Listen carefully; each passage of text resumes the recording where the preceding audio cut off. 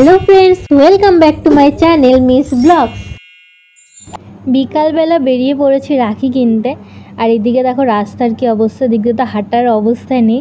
তাও আমি সাইড দিয়ে কোনো মতে চেষ্টা করলাম রাস্তাটা পার করার। তারপরে ফাইনালি পার হয়ে গেছি। তাও এদিকে জলকাদা আছে, কিন্তু এখন শেষ হয়েছে তো। আর এইদিকে দেখো পুজোর প্যান্ডেল শুরু হয়ে গেছে।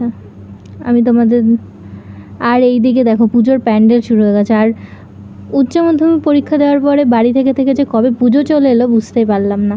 তো ফাইনালি রাখির দোকানে চলে এসেছি। আর এখানে অনেক রকমের কালেকশন ছিল, তাও জানি না কেন পছন্দই করে পাচ্ছিলাম না।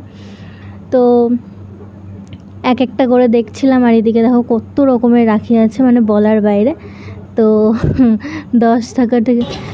আর এইদিকে এই রাখিটাও সবাই ভাবছিল যে এটা নেওয়া হবে কিনা, তো আমি ভাবলাম নেওয়াই যায়। তারপর ভাবলাম না, ভালো লাগছে না।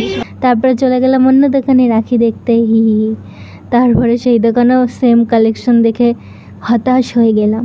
কারণ সারা বগুড়ায় আমরা রাখির দোকানে খুঁজেছি, আমরা যেই ধরনের রাখি চাইছিলাম বা যেরকম মানে একটু অন্যরকম চাইছিলাম, কিন্তু সেরকম কিছুই পাচ্ছিলাম না।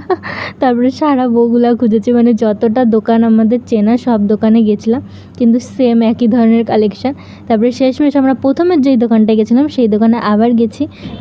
তারপরে শুনলাম ভেতরে নাকি অনেক কালেকশান আছে। তারপরে আমরা ভেতরে গেলাম, কিন্তু মজার কথা হচ্ছে এখানের দাম আমাদের বাজেটের বাইরে। আর এই রাখিটাও প্রায় 50-60 টাকা। তো ফাইনালি পছন্দ মতো 3টে রাখি কিনেছি, তোমাদের বাড়িতে গিয়ে দেখাচ্ছি। আর বাড়িতে এসেই তোমাদের রাখিগুলো দেখিয়ে দিই। এই দেখো আমাদের ওষুধের খাপে করে রাখি দিয়েছে। তো যাই হোক, এই হলো 3টে রাখি। আর দুটো একই রকম কিনেছিলাম, সেই দুটোই তোমাদের দেখাচ্ছিলাম। আর পরের দিন ঠাকুরের চরণে রাখি রেখেছিলাম। পুরো ভিডিওটা রাধাকৃষ্ণ চ্যানেলে আছে, তোমরা গিয়ে দেখে এসো। তোমরা ভাবতে পারো ভিডিওটা এরকম কেন, মানে রাখি পরানোর কোনো ক্লিপ নেই বা কিছু। খুব তাড়াহুড়োয় রাখি পরানো হচ্ছে, আমাকে কোনো ক্লিপই নিতে দেয়নি। বললাম ভিডিওটা চলুক, আমি ক্লিপটা নিই না,